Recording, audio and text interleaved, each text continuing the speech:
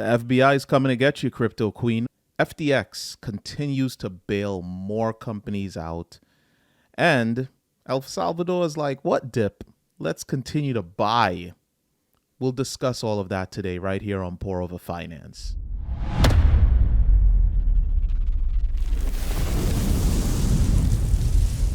What's up, guys? Welcome back to Pour Over Finance. I am Aaron. I appreciate you guys being here with me. Please show us your support. Go ahead and drop a like on the video. If you want to continue to see us provide this content, please subscribe to the channel, and so that you can continue to be notified. Go ahead and hit the notification bell. When we're uploading that good, juicy crypto and finance news, you'll be notified of when it's happening. So quite a bit is happening in the crypto world, huh? Bitcoin just closed one of its worst quarters since its inception. So hopefully this is as bad as it gets. Maybe there is more bleeding. We'll continue to see. But what I'd like to do is just jump right into some of the things that are happening in terms of because this is what we do here, right? We provide you with the crypto news. And one of the things that you cannot ignore is the fact that as Bitcoin and cryptocurrencies in general, when there's good news, it pumps. When there's bad news, it dumps. So what we do here, and as time goes on, I'd like to educate and provide more information, but discussing the news really gives us some insight as to what's causing our precious crypto to either go up or go down. And if you're keeping up with the news and what's happening in terms of finance and crypto and all the good and bad, you kind of come to understand why your investment may be going up, why it's going down. Plus, it helps you to just stay educated. Why invest in something that you're not educated on? And that's what we're here to do, right? But like I said, let's jump right into some of the things that are happening inside of this precious crypto world. I'd like to begin by discussing Ruja Ignatova. I hope I'm pronouncing that correctly. The CryptoQueen makes FBI's 10 most wanted list. So if you don't know who this is, back in 2014, she was involved in a coin called OneCoin. This coin apparently was running the world in terms of new coins getting a lot of growth, a lot of speculation that it could be better than Bitcoin. Ultimately, OneCoin turned out to be one of the biggest and earliest rug pulls we've ever come to know. But the weirdest part of it all is Dr. Ruja Ignatova, she was the forefront. She was the spokesperson. She was one of the most noticeable characters involved in this OneCoin. She just disappeared. It says here the Bulgarian German businesswoman was last spotted in Athens in 2017. So basically what happened is, after years of pumping this coin and having all of these gatherings where people would invest and get more information on OneCoin, and they made it appear that it was going to be this big investment that was going to be better than fiat. It was going to be better than Bitcoin. It was going to rule the world of crypto. She just up and disappeared. Coin dumped to nothing. Billions were lost. See, it goes on to say here, her OneCoin Limited has defrauded more than 3 million investors to the tune of $4 billion. That's a huge rug pull. And like I said, the weirdest part is she just disappeared. There is speculation that she's hiding. There's speculation that she's been kidnapped and killed. There's all kinds of stuff.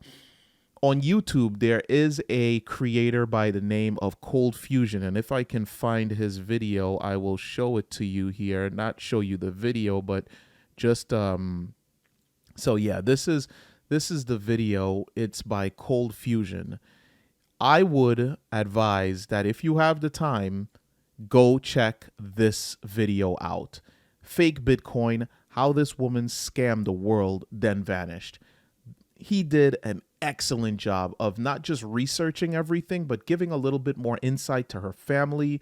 It goes in depth. It's documentary level, and he does an excellent job on this.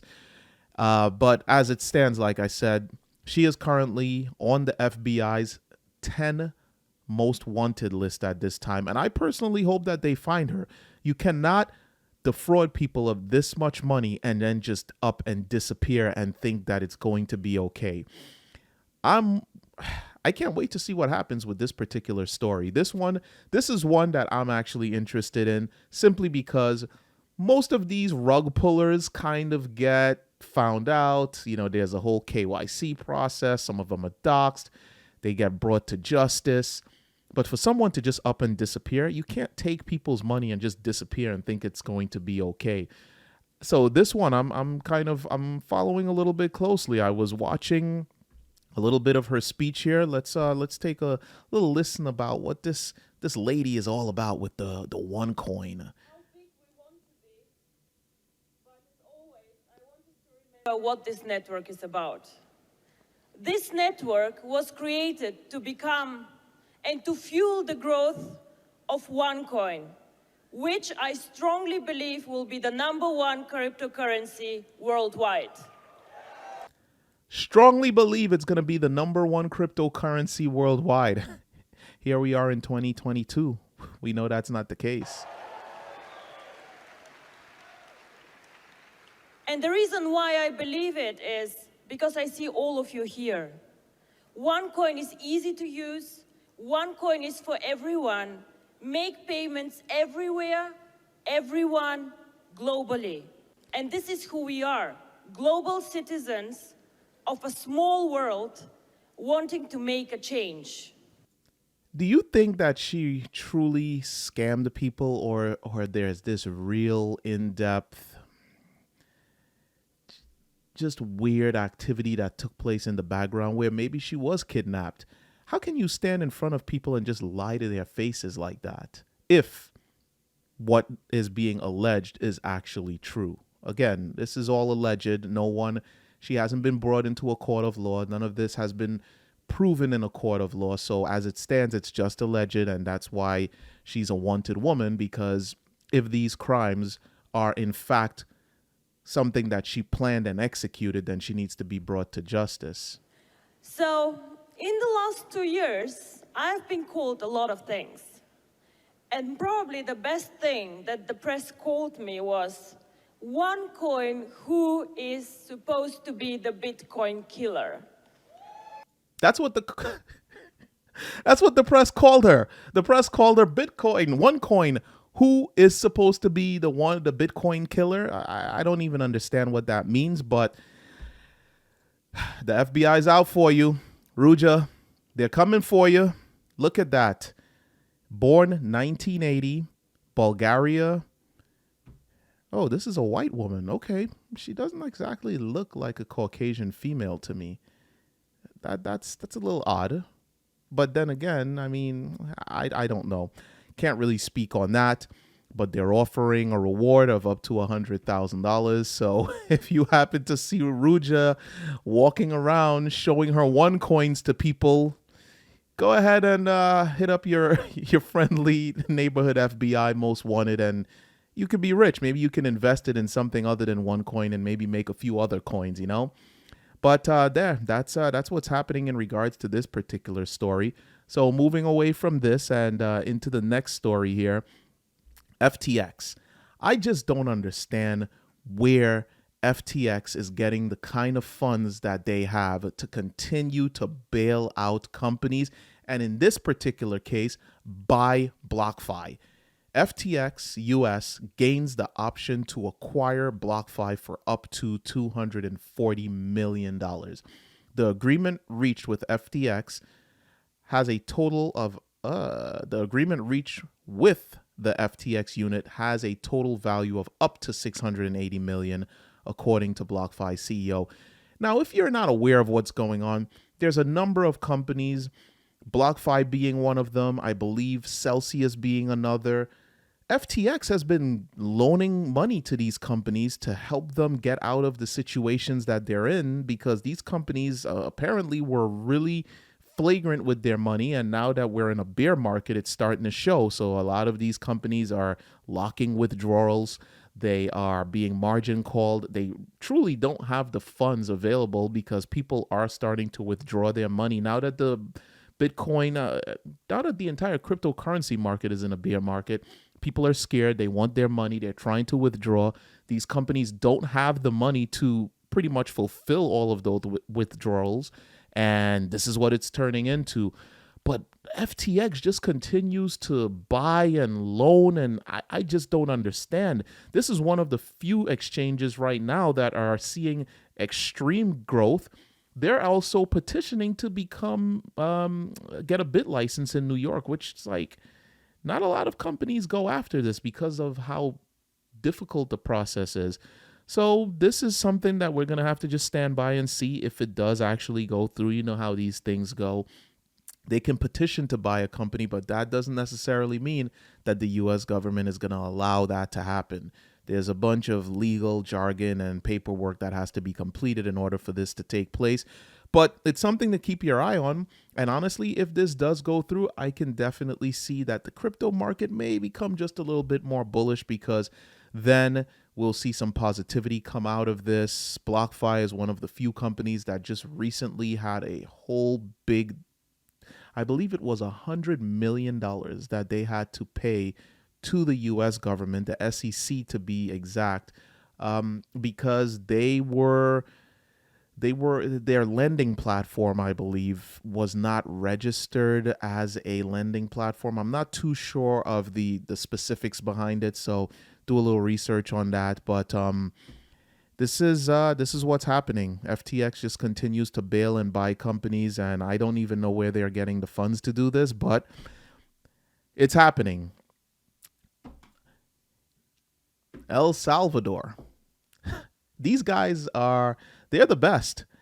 Despite the fact that the Bitcoin and cryptocurrency market continues to dip, El Salvador is like, screw that. Let's buy some more Bitcoin.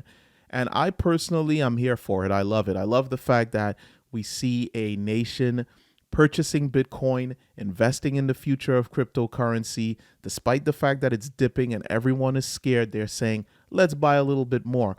But they're doing this after losing 60 million in Bitcoin. Now, I don't necessarily know that I like that headline, after losing 60 million, because from my understanding, they haven't sold any of their Bitcoin. So they didn't really lose anything. It's just that they were buying close to the middle. If I remember correctly, they started buying around $35,000 per Bitcoin. And as a result of that, they are now, okay, so here the article actually goes on to make a little bit mention. Prior to the latest announcement, Bukil had invested $104 million to buy 2,301 Bitcoins at an average of $45,000. So yeah, they were buying close to the top. And of course, when the Bitcoin starts to drop, they're losing, but in reality, they haven't lost anything. It's just the fact that the value is not what the value was when they were buying, but they're dollar cost averaging. So I'm happy to see it, and I will continue to do the same, not specifically into Bitcoin, but into other cryptocurrencies. I just like seeing things like this because, again, this is good for the market. It's good for people to see that despite the fact that the market is showing a lot of downturn, there's a lot of fear in the market at the moment, there are big players that are stepping in and still buying Bitcoin because Bitcoin still has a future. Bitcoin is going to be bigger than it is at this current moment. And they see that opportunity and they're buying in now. But, you know, when Bitcoin starts to go above its last all-time highs, which was 69,000, maybe we'll see 100,000, maybe we'll see 250,000. That's when a place like El Salvador is really going to benefit from buying this dip. We'll see how that pans out in the next couple of years. Let's see where Bitcoin goes, and let's see if El Salvador was correct. I personally hope that they were, because I'd like to see cryptocurrency continue to grow. And our last article here is not really an article, but it's something that I personally thought was pretty friggin' cool. So Binance has partnered with Khaby. I hope I'm pronouncing that correctly. So it goes on to say why. Well, he is the most followed creator on TikTok, and he's good at explaining things in a simple way. perfect for crypto adoption. This is a home run. Why I like this for the most part, why I like this, first of all, Binance is knocking it out of the park. I would love to get Binance, I would love to see Binance get a New York crypto bit license, because from everything that I've seen, Binance has always been top notch with how they do business. I used to use Binance, but then Binance got banned in America. This was when crypto was still fairly small. They got banned. They said, hey, whatever cryptos you have to transfer it out. We are no longer able to transact business in the United States. Ultimately, Binance US came about, but you still cannot use Binance in New York. They don't have a bit license. In either case, that aside, this is a true rags to riches story. This guy, Khaby, started from nothing. Before the pandemic, this guy was living in public housing, started to make TikToks, and of course, you guys probably know who he is, started to make TikTok videos and just grew a following. And that following turned into sponsorships and brand deals and all these different things. And now this guy is currently partnering with the biggest crypto exchange in the world. How awesome is that? I just love what social media is doing, the way it's changing lives, and I love the fact that cryptocurrency is also doing the same. This is just really an awesome, just feel-good story. With all the bad news that's been happening in crypto, this personally is one of those feel-good, hits you right in the heart. I'm glad to see this guy's growth, and I hope to see more of it as time goes on. In any case, guys, that's all we got here for you today on Friday, July 1st. I hope you guys enjoyed what we're doing here for you. I hope you enjoyed the articles and us bringing this information right to the forefront for you. And if you do like that, and if you do appreciate that, again, please do us that big favor.